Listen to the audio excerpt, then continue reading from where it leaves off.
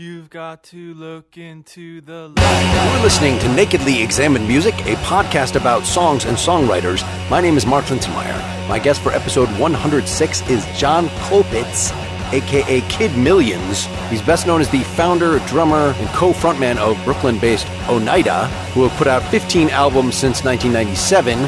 You're right now hearing Sheets of Easter, the opening track from their fifth album, 2002's Each One Teach One. We're going to be largely today focusing on his more recent solo efforts. He's released 5 under the name Man Forever since 2010.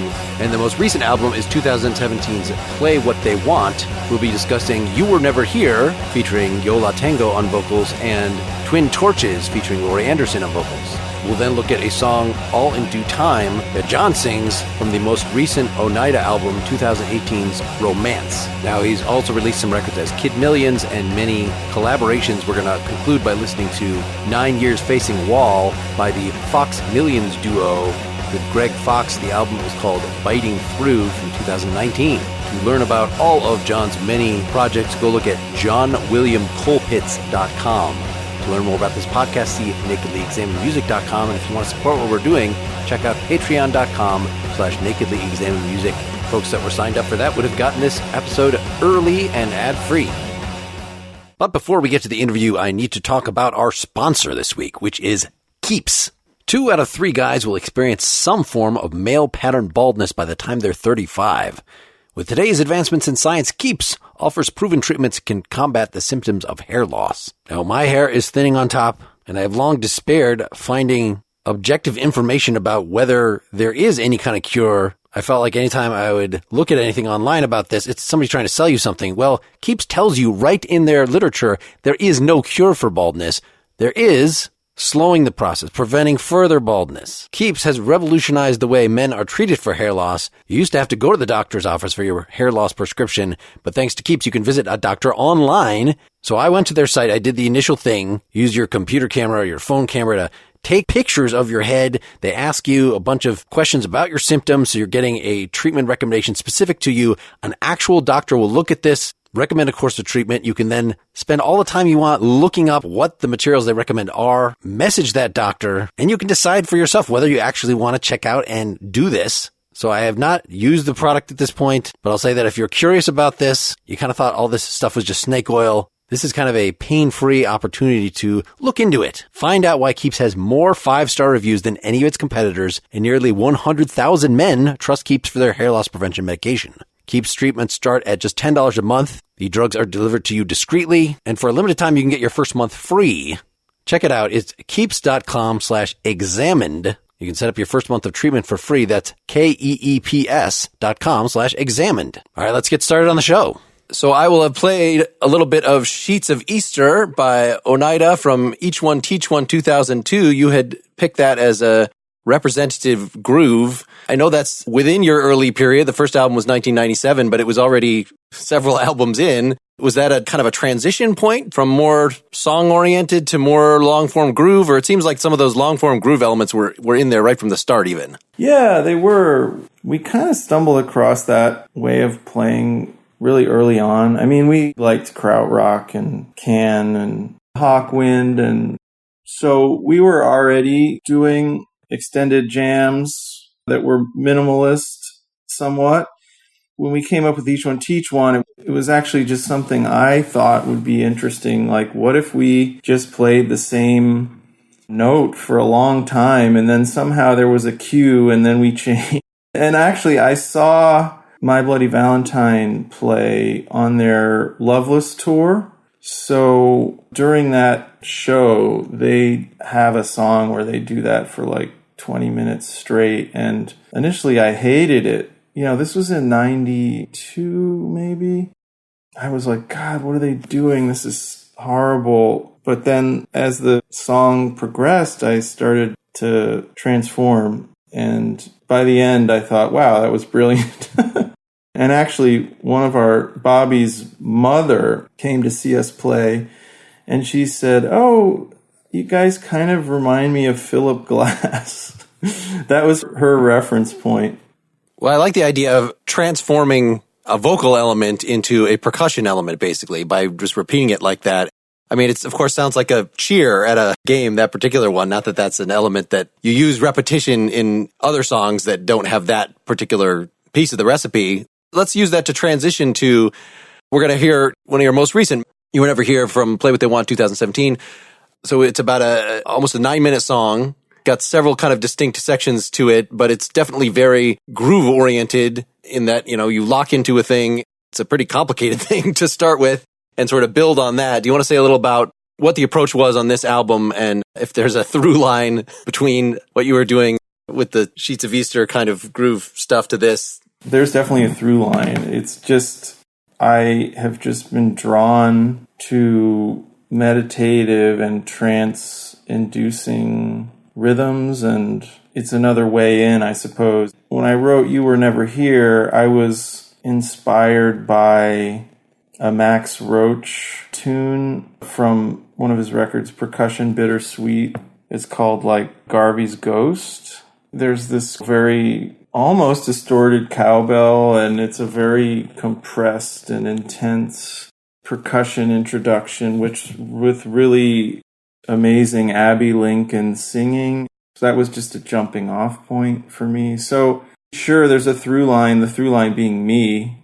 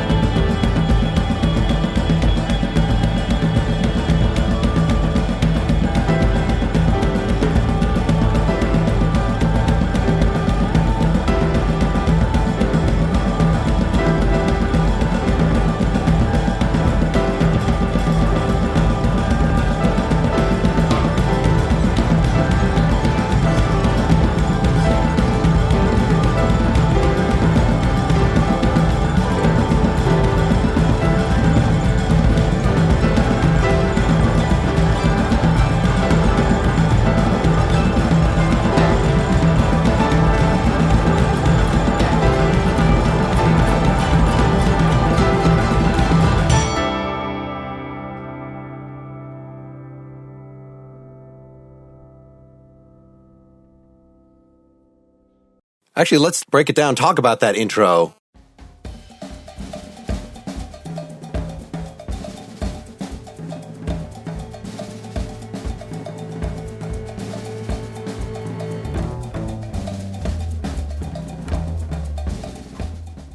So it sounds like it's in 5. Say a little about how the layering works on this. This is one drum kit and then 2 different cowbells with different pitches. Is that what I'm hearing here? It's 2 drum kits, some cowbells. When you're coming up with an initial riff like this, especially when you're writing, I know you've done quite a few dual drum kit setups, which I assume, so like the Man Forever suite, which you on your website kind of list it under pieces. In other words, am I right that some of this is actually written out, so that somebody else could take this and get their 2 drum kits and do that? Or it gets written out after the fact, because if I'm trying to teach it to somebody else, it's just easier. Or occasionally, if I'm playing with musicians in another city and there's not much rehearsal time, I usually want to send them something that's written out. That's not how I compose. I had a demo of this tune that I had just multi-tracked. And then I went to this artist residency called Avalock Farms with the band Teague. And I just played them the demo, and we just went to our studio and improvised off that demo for basically a day. Over the course of the day, we kind of built the different sections of the tune. Once we recorded it, like a week later, I took that home and cut it down a bit. I just edited it with the engineer, to make it a little less rangy, say. At that point, this stuff initially was going to be just percussion and voice. But when I got the recordings home, I said, well, I don't know if this is going to work like I imagined. And so I gave myself the liberty to just add whatever instrumentation I was hearing. And so it just built from there. Okay, so it suggested this Latin thing, and so, okay, let's get Brandon Lopez to put that bass line on it. So you had the rough parts in your head in terms of, like, if you get him in there, are you kind of humming the first bars of it, or just say, do something that sounds vaguely samba-ish or something? How are you relating to the musicians here? It's definitely Latin influence, no doubt. I had an idea for the bass line for sure, but I also just trust the people that I bring in to play something that's going to surprise me and be better than anything I could have thought of myself. So Brandon is a perfect example of that. I didn't have to really over-explain. I think I probably gave him a few reference points, but he's a very deep player, so it wasn't like I needed to. He just did what he did, and he sounds great. He made it actually in a very interesting way. If you take him out, the percussion sounds a little less together. His playing actually gelled the performance, which is a testament to him. Yeah, that's why it's so surprising that that's an overdub. It sounds so central. So you've got very distinct sections in here. When you were bringing in the piano, and then the harp, I think, is a little piece of genius that's sort of suggested by the flowing piano lines. Like, what would make it even more flowy? What would make it flow all the way to the sky? Oh, I had a harp over that. How did the decision to use both those instruments come here?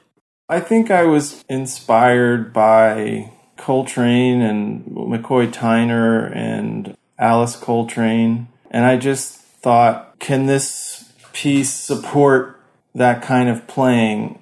I just heard it happening when I was listening back to the track before the overdubs. It was really just, let me see if it works. And Brandon's close friend is the pianist. Sam Yulsman is what I have down here, yeah. I discussed what I was looking for, and he actually sent me a demo, and I was like, okay, that's too much. And we did maybe 3 takes in the studio, and his takes were so brilliant. Each one was beautiful. And then, of course, Brandy Younger, who's the harpist, she's fantastic, and she's very much inspired by Alice Coltrane. So I just thought, hey. So she was playing off the stuff that Sam had already put down on piano, because it definitely sounds like it's an extension of the piano part, and that none of that comes in until you've set up the groove. You have this vocal section, which I see that's where Yo La Tengo comes in. So they just came in for a background vocal harmony session? Is that how that worked? To be fair, I would say they're the lead. I'm singing too, but they sound better than me. Yeah, they just came in to sing, yeah. The lyrics were already there. They were playing from the start with the percussion thing. With everything, I was just listening and I thought, wow, I think they would sound great on this. They're great singers, so I'll see if they'd be open to doing it. And they were. It was one of those kinds of miracles. So this distinct thing, and then that's all done before 3 minutes in. I want to play one little section here.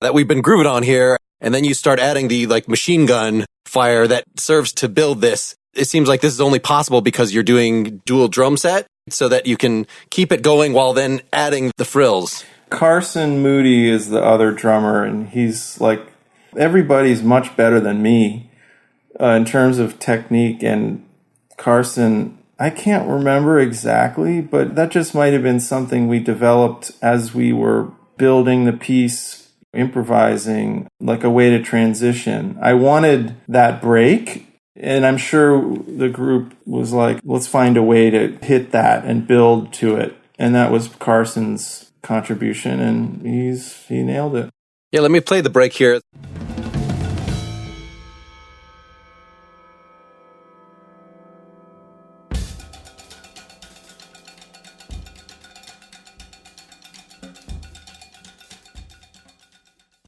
Say a little about how the second section, with its mostly hi-hat and still with I had written timbales, but I guess I've never heard such a spastic cowbell part before. Was it one guy just playing two sticks on a cowbell, doing rolls and things?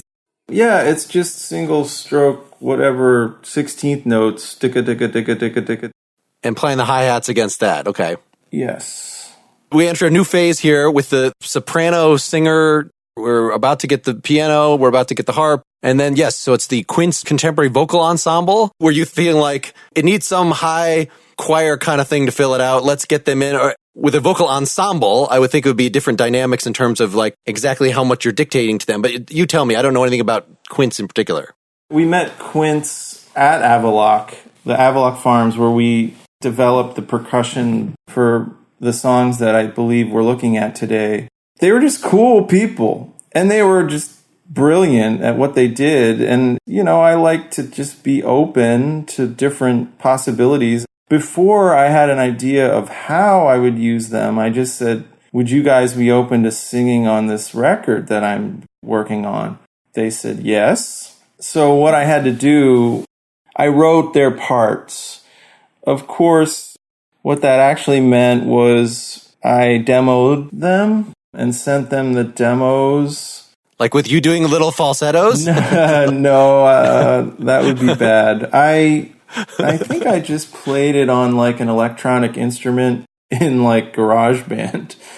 And I was really interested in vocal arrangement. There's a British composer, John Tavener, who has written stuff for, Anonymous 4, and I just love some of his compositions, and I looked at them and got a chart for one of his pieces that I thought was really beautiful, and I realized, oh wow, it's not that complicated. There's 4 voices, and to make these beautiful arrangements, you really don't have to do a lot. Plus, a human voice is somewhat limited in terms of the range, and especially the functional range. So I just said, okay, I'm going to keep it simple. I'll just write small parts that don't really do a whole lot in terms of pitches, but the harmonies I thought would work well, and I felt like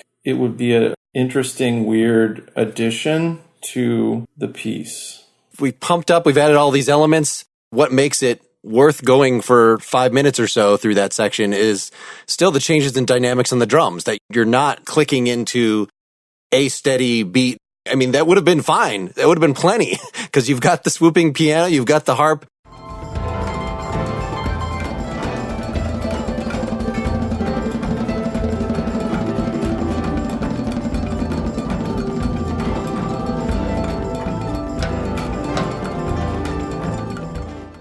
Adding that sort of machine gun thing, pretty surprising. Like if this was Bitches Brew or something, which is very much reminds me of this sort of long form fusion thing, you don't necessarily in that situation have one of the drummers go into just a, it sort of makes it much less mellow. Well, I'm not like trying to be mellow. It certainly sounds good. It's very cool. Not a criticism. Yeah. You can criticize me. That's fine. So right near the end,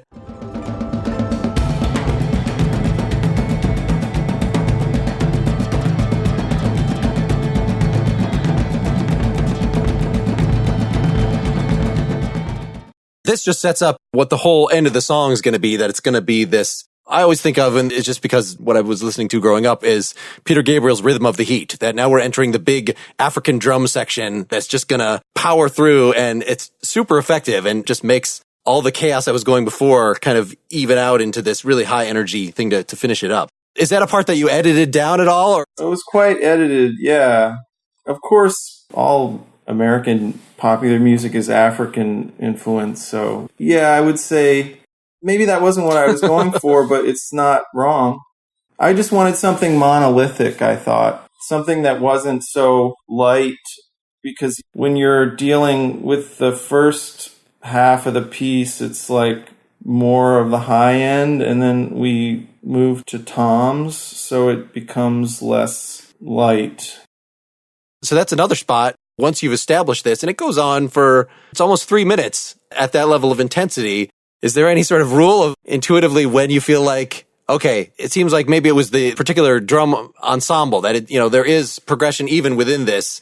Somewhere in minute 8, it starts getting extra loud and crazy. So it's not just that we've gone into this meditative, monolithic thing, and then it goes for a while, and it could stop at any point. It could stop after 30 seconds, could stop after 10 minutes, and it's sort of arbitrary. Like there is actual determined growth to this one. What's your thinking on how long to make the song go? I mean, I listened to what we had hundreds and hundreds of times, and I just decided when it needed to change. So this is even before you added the harp and piano. This is with the raw drum performance. I think I overdubbed the harp and piano to a longer version of the piece. And then, you just listen and you think, well, this goes on too long. I'm going to cut it. Or I want this to last almost too long, which is what that monolithic section I felt needed. It needed to be a little bit tense in that, like, when is this going to end kind of thing. Let's move on to the second one. I'm not going to section this out quite as much since we kind of have, there's a similar structure to this one in that there is a structure and it's not verse, chorus, verse, chorus. It's like a piece with distinct bits. So this is from the same album, Twin Torches, with Laurie Anderson coming in the second half for some cool overdubbed vocal stuff. Do you want to say a little bit about where you were at with this song before we play it in full? I'm really happy about how it came out. This record is kind of like that. It's different compared to some of my other ones where I felt like these things are failures of some kind. But this album I listened to hundreds of times just making it. I haven't really since it's been put out, but I felt like it was a great accomplishment. I guess that sounds like it's not humble. It's more like I just asked some really talented people to perform on this thing and they made it cool. I think maybe I just assembled it, let's say. Definitely some of it has, if you're sitting down for a jam, no matter how talented the people are, and then it's done, like, well, that's one way of making a song and it was cool. But what you've just described with this first song sounds like much more of your brain power over a longer period of time went into putting that one particular one together. Perhaps.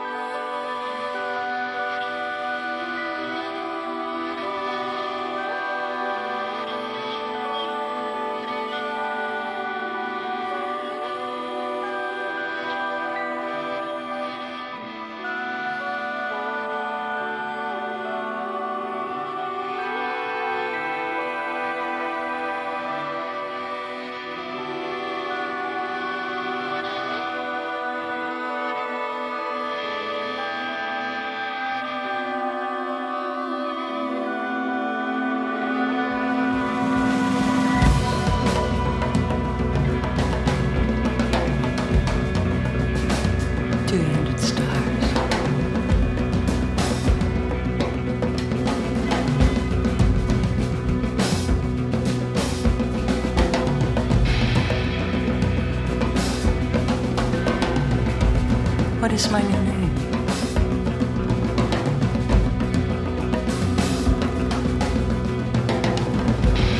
Name one night.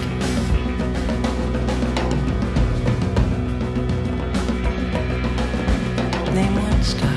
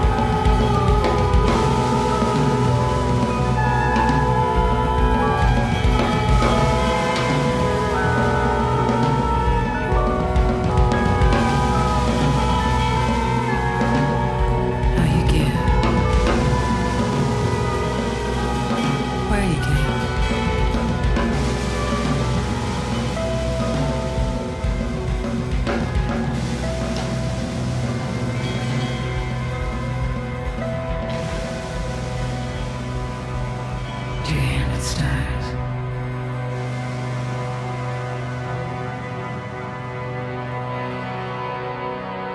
What is my new name?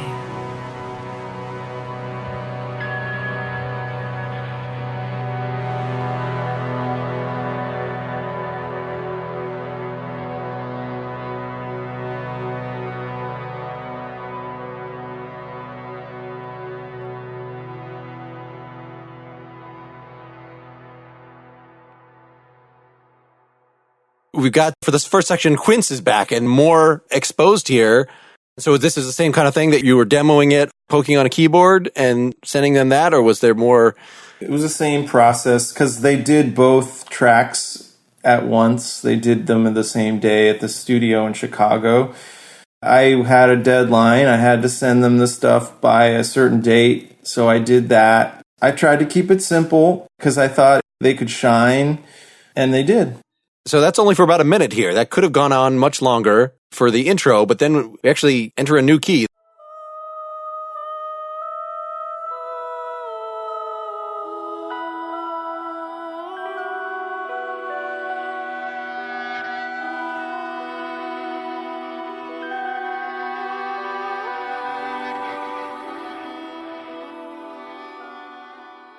So you're setting up this different, what am I hearing here? She's playing violin. Some electric piano sound, Yes. Sustained electric guitar maybe? That's Emily Manzo playing electric piano. Okay. Again, when you're putting this together, so was like the electric piano part, was that a more or less written thing or chord thing that you'd written to kind of establish where the song is going, and then the violin comes later and the other frosting? Yeah, the electric piano came first. Laurie was the final piece because I had actually recorded my own vocals to the piece with different lyrics and a different performance, and I decided that it didn't sound good. So it kind of rebuilt from there and thought, well, maybe Laurie Anderson would be open to doing something on this piece. Well, so that's interesting. So there was, I assume in your other vocal, there was some melodic element that is now gone. Is that right? Some significant top line that instead we have her talk singing. Cool imagery, a very mantra-like. It definitely fits with the flavor of what was going on. So you hadn't even planned the violin part when you wrote this originally then either. That was just a kind of a bonus. No, because I just thought Laurie was going to do vocals. But then when I got to her house, she pulled out her violin and also set up her synthesizer that she connects her violin to. And I thought, wow, great. I hadn't thought that she would do that, but it was a bonus. So about 2:20, then we get the full drums entering.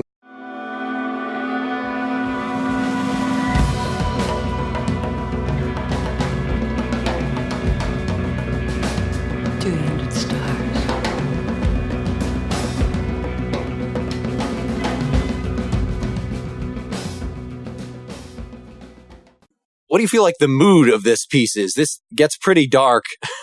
Initially, when I talked to Laurie about the piece, I imagined her character as being a sentinel of sorts, kind of looking over a sleeping city. I suppose it's dark.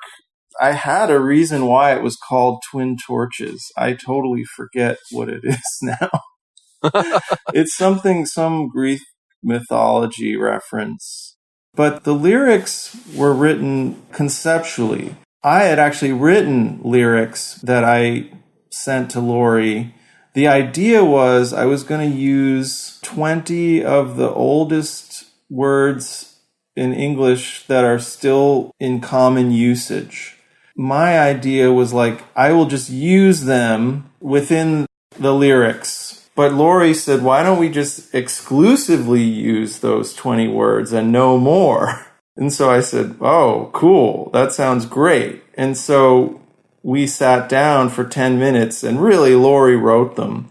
She would just kind of type them in and then look at me and I would just like, yeah, sounds great to me. Maybe I made one contribution, perhaps one line from my original thing remained. It's funny, yeah, it has a grim, maybe tenor, but I don't know. Yeah, it feels ominous, certainly. Well, that's what I was wondering. I mean, because it's still kind of meditative. Whenever you have this mantra-like repetition, then it's going to sound meditative. But of course, usually meditation songs don't have such prominent drums. So it's like a different stage of meditation. It's, of course, not at the level of the monolithic end of You Were Never Here, but it's still like a nice wall of sound 16th note thing that is continuing with some variation on it for a while. Is this one drum kit or is this also two? There's 2 drum kits and 2 percussionists, yeah. It really gives you a lot of flexibility to have certain elements of it get faster and build tension as we get toward the end of the song. Just a couple little spots here. So there's another stop here. Let's talk about that little transition.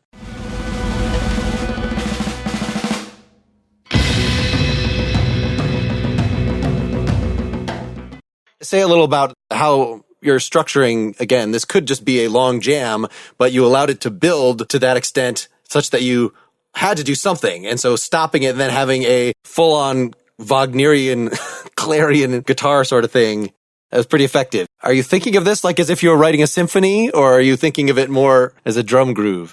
We had the kind of structure of the demo I worked off of with Teague, the percussion trio, was kind of the first half. The section with the odd meter and odd accented group thing was more Teague's contribution because they're really brilliant in that way. They can kind of do anything.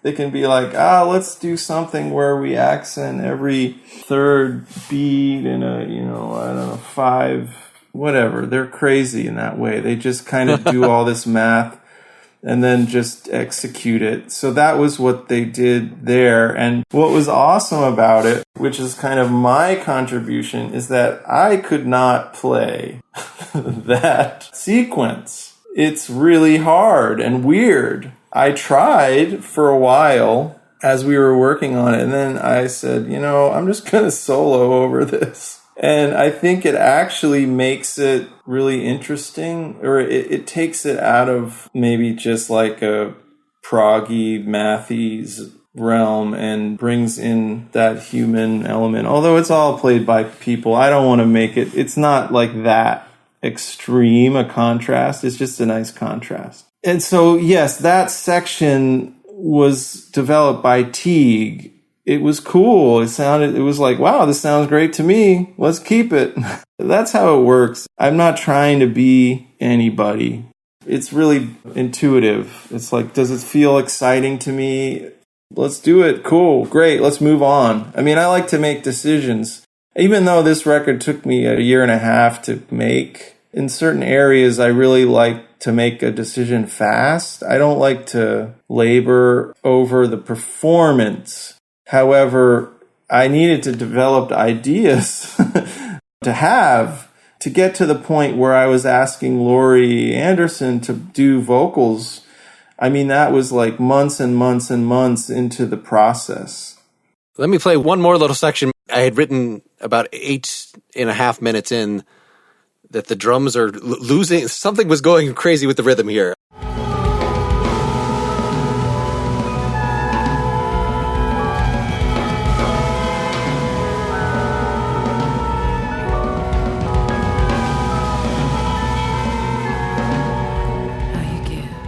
I think it was just that the underlying groove is still going like in the bass. Is there actual bass on this? I didn't actually ask you that. Yes. But the drums themselves have just, what is the term in drumming where you're tremoloing basically and we're not necessarily paying attention to what the rhythm count of the song is anymore? The buzz rolls? Yeah, it sounded like it was just, when you said, I'll let them do what they're doing and I'm going to solo over it. That's what that sounded like to me. But actually, in playing it back, it sounded like maybe all the drums were kind of doing that and leaving it to the bass to just keep the going, and that it was just being a little more freeform. But you're saying no, everybody's still counting and locked in. It's just a lot of notes. Somebody keeps time. I mean, yes, we could be playing against the time and like not really worrying about being in the meter or in the rhythm, but somebody's keeping it because that's how the bassist is playing along. Right, that would make sense. Unless you're playing with a click. All right, let's just talk about the very end of the song.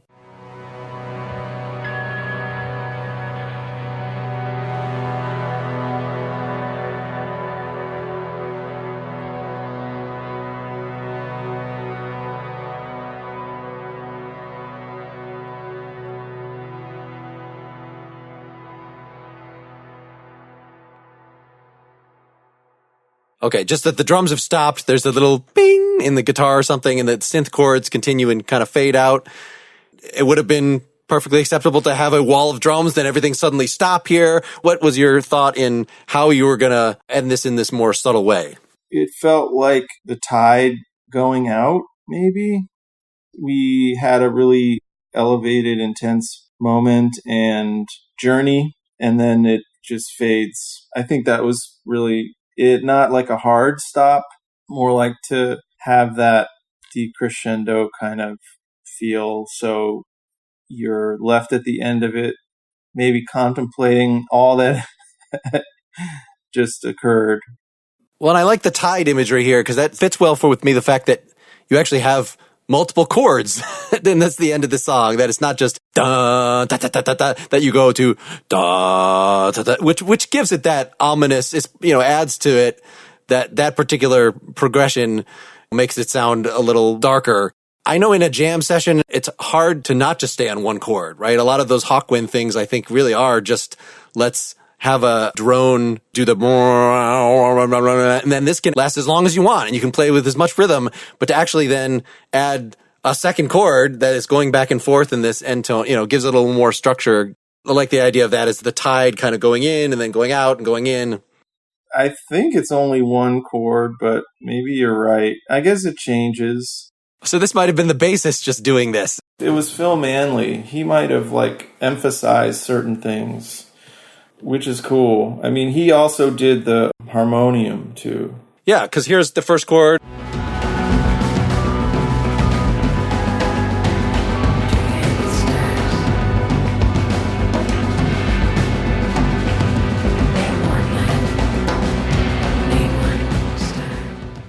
So that's just in the bass. So that wasn't even something you wrote. That's crazy. I don't have the best ideas always. So, I mean, this stuff, it's really collaborative. Well, speaking of collaboration, let's get to the third song, Oneida, that has been most of your career playing with these guys. Do you want to say something before we play All in Due Time from the latest album, Romance 2018, of what the difference is in terms of how you write with that group and in this song in particular? Well, with Man Forever, it's just me. Or I make the final decision. In Oneida, it's a group effort, so it's always determined by all of us. That particular song, All in Due Time, it actually started, I think, with a jam that I wasn't a part of. Some of the guys played along to a drum machine, and they might have even played it for me, and I was like, well, I can hear some, drums. I'll just overdub some drums, and then oftentimes with Oneida, if I'm feeling this pull to do lyrics, it's just something I was like, oh, I can do this. This makes sense to me and I can write lyrics, and it's usually a pretty natural progression and you just kind of call it. You're like, I'll do this one.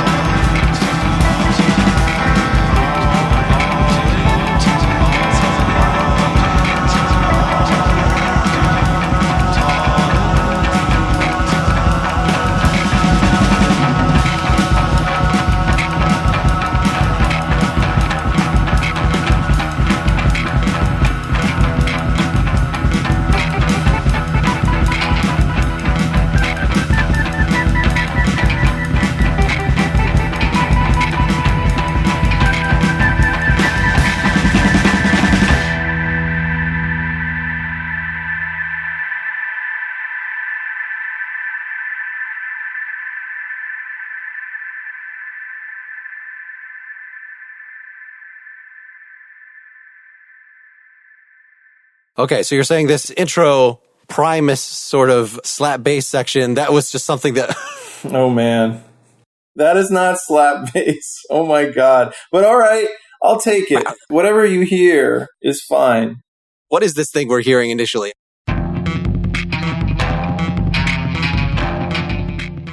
That's the drum machine. Okay, that's the drum machine, including the boom, bap, ba-dum, bum, ba, boom, bap. Like, there's pitches there. So you're saying even that is drum machine. Slap bass has its place, but it's probably never been done in Oneida. So that's cool. I was surprised because I don't hear that. That doesn't seem to be the general role of the bass in the band, is to do it. I love it. Have the guy from Primus come in and layer something over. I'll take it. Yeah, so is this very much like whoever is playing the instrument determines the song or determines what that instrument is doing at any given time? Or is there, hey, I hear some treble stuff over here. What is the level of communication? Is it really very just looking at each other and playing against each other until something sounds good? Or is it more deliberate than that? It can be a little of everything. We trust each other's impulses, so a lot of stuff emerges from just improvising. So occasionally people would be like, oh, I hear X, I hear something here, want to try it? And it's pretty, we've been a band for over 20 years, so we've figured out how to make music together, you know? It's been most of the same people, right? It's been at least you and Bobby, and then did some of the guitarists switch out?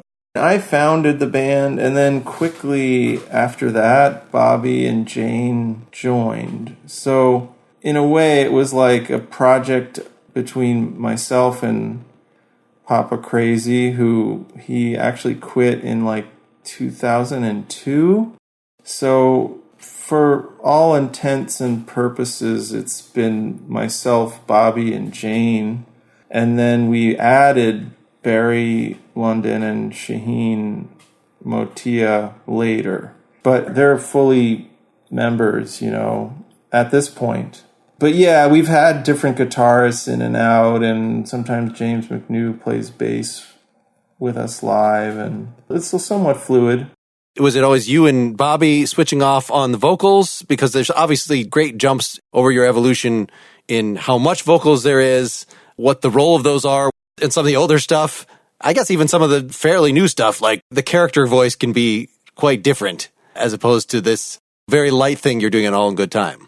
Initially, with the early band, Papa Crazy did a lot of the vocals. However, we each would contribute a few tunes. And then when he stopped, we had to step into the void. And so I think at this point, Bobby sings most of it, or a larger percentage than others.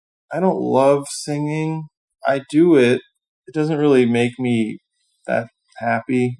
Plus, it sucks to relive lyrics. It's just not my ideal state for performing, but I do it. Well, that's kind of what I wanted to ask you about. We're not going to talk about the meaning of these lyrics that you wrote. Yeah, sure. That was going into this. But just in terms of what the role of lyrics at all, we've had lyrics in all three of these songs, but they're not the main thing. They're kind of icing on the cake. When I've seen clips of Oneida online, the lyrics are turned pretty low, whether that's just the filming of the particular gig. That seems like it's an intentional thing. Like, I don't hear that on all the studio stuff. Some of the studio stuff, the lyrics are very prominent and, you know, sounds, maybe this is the Papa Crazy stuff that I'm thinking of from the early albums. It's a different purpose that the lyrics can be kind of another layer, another instrument, or they can be like, this is a distinct way of expressing myself. When you write lyrics like this, is it one take? Is it you're sitting there playing drums and things are coming out of your mouth? Or is it poems written late at night or what? Yeah, it's important. The lyrics I think Oneida lyrics are good, typically. Yeah. I think perhaps we're probably insecure about our voices, and that's maybe why they're lower. I think they could stand to be louder over the years. The words could stand to be louder in the mix, but that's just how it happened. I just was a little confused that, like, if I'm in a band, it's because my main thing, even though I've done some classical composition stuff, is writing lyrics and singing them. And so the idea of then as a band, we decide we're going to do a couple whole albums that are going to have no lyrics on them at all. Right. That would be a substantial jump. Oh. But if it just kind of depends how you think about what the place of it is and what, how important they are to the music. I think we just look at it as music. If it supports lyrics, we just have a broad view of what constitutes Oneida. So sometimes it doesn't make sense to add words. Now, for this particular melody, I kept thinking Joy Division.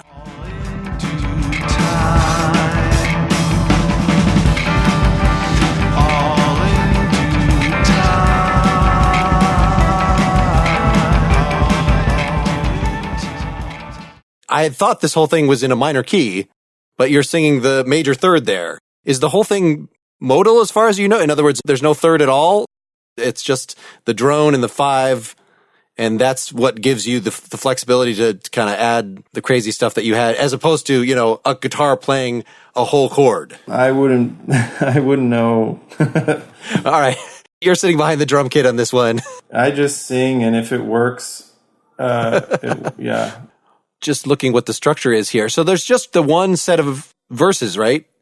And then you hit the all in due time. Oh, no. It does have a second verse here and then wraps up pretty quick. I mean, this is just a wonderfully concise song. It would have been very easy to, we've got a little bit of vamp at the end, but to just keep this going, is this a group decision in terms of, is this going to be one of the tight singles here? I mean, Oneida, nobody cares about. Okay, I don't want to be false about it. We have some fans, but let's be real. We make the decisions solely for the music. We have very realistic expectations about who's listening. So to us, it's just like, it's going to be short. There's hundreds of songs we've written, some are long and some are very short. It's just, there's a lot of wonderful, diverse approaches to popular music, and we try to walk down all those paths. Well, let me just ask, when you play this live, are there 10-minute versions of this? Or is it like, no, this is the arrangement and this is how it ends and that's just how it goes? There are not 10-minute versions, but, it's probably a little longer because sometimes I have to be like, whoops, let me catch that verse on the way back, or, certain sections we like to extend, but nothing crazy. When you do this live, like the echo on the voice, do you just do that with multiple singers, or do you have a particular delay pedal that you're stomping on? You're not worrying about that. We don't recreate that. I would like it if the guys sang, but they don't back up this piece for whatever reason. I don't know why, but they just don't.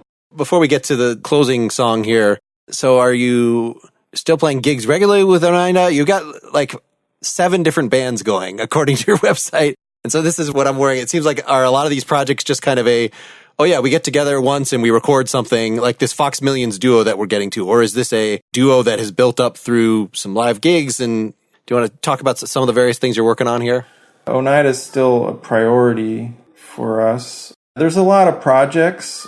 I make part of my living doing this, so I just try to take opportunities that come my way and seem intriguing creatively. The reality is, because I'm more focused on the professional aspect, so to speak, and plus I had a car accident like a year and a half ago, and it kind of changed my perspective about things. I don't really just play just to play. It has to be something I really believe in. I also need to get paid. So, sometimes that means some projects don't play a lot. And I know Greg feels the same way. We're happy to play shows, but not for like a door deal, on a Tuesday night. I have a lot of projects. I just play in as many varied contexts as makes sense. There are always things that are exciting and bring out different parts of my creativity. There's the Jim Sauter duo, the saxophonist from Borbido Magus that I've made a number of records with. I just had a new one come out last month, and then I do a duo with Sarah Bernstein, and we have a record coming out next month. And I just like to keep busy and see what I can do, how I can like get the music out there. Realistically, not a lot of people are listening, so it's very much under the radar, but that's okay. I hope I have realistic expectations at this point. Yeah, so your day job is... I teach drums, I write about drums. I do get hired to play, too. I was a drummer for Rural Trucks for a year and a half, and so yeah, it's like many, many different income streams, you know? I'm seeing a big list of people you've played with. The Lee Ronaldo album, I'm excited about that. Playing on the Stephen Malkmus. I mean, are these kind of just particular sessions that you just go in for the day and, okay, we need some drums down, and you're very, very fast and can do whatever they want? So I hope I'm efficient. With the Lee Ronaldo record, it was a day. I just had a day. It was a half a day, in fact. I played on 5 or 6 tunes. Well, Steve Malkmus, he joined Soldiers of Fortune, which is a project I do, like a rock band thing. That was a one-night type of thing. Yeah, I do get hired to play drums on records, too. Whether I'm, like, the best studio cat out there is another question, but I think some people do hire me because they like my playing. is that a struggle in terms of, you know, if you're doing studio gigs, that they would kind of want you to do less than would be natural for you? When I did the Marnie Stern album, I think I had to really simplify my playing, which, I mean, in a good way. I mean, it's for the better. It's for the best. I think it turned out great. And I think since I learned a lot in that session, I had to kind of realize that less is more. Well, thanks so much for doing this. It's just been fascinating listening to this mix of improv and composed and band stuff. It's just amazing drumming, of course. Thank you, Mark. Thank you for talking to me. Well, let's wrap it up with 9 Years Facing a Wall, the shortest song from the Fox Millions duo, Biting Through, 2019. Do you have a couple words to say about this before we say goodbye? Well, I just think it's crazy that this album didn't get more love, I guess. I mean, whatever. It's life, but it's a really cool record. I wish more people heard it, but they still can. It's fresh off the presses still. It's 2019. It's cool.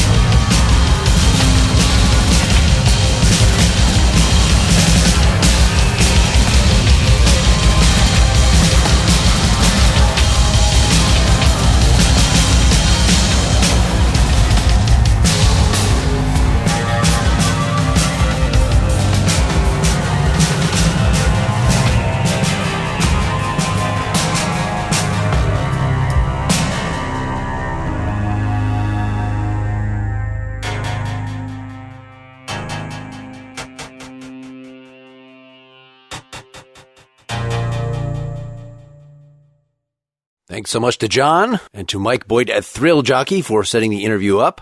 John's got a really interesting mixture of just hardcore, freeform instrumental jazz / percussion-based classical composition and more accessible space rock.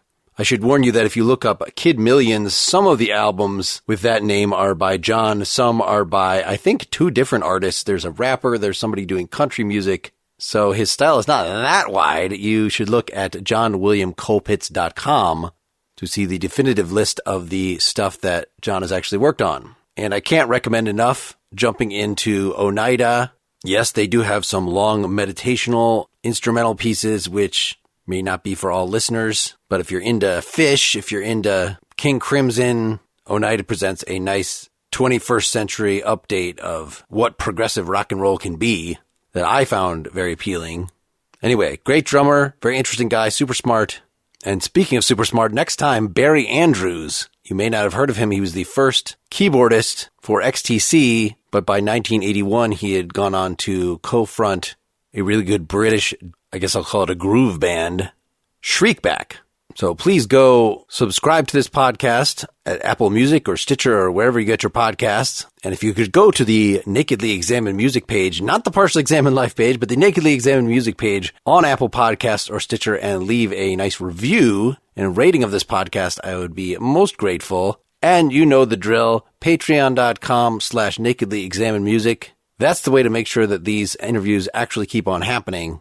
And as I get more ads, if you use the feed from there, then you don't have to hear me read the ads. So I've got some great interviews already in the can. More I'm signing up for, more I'm trying to get. I hope you're also listening to my Pretty Much Pop podcast, where I and some other folks talk not only about music, but about TV and novels and podcasts and lots of other stuff. All right, keep on musicking. Until next time, this is Mark Linsenmeyer signing off.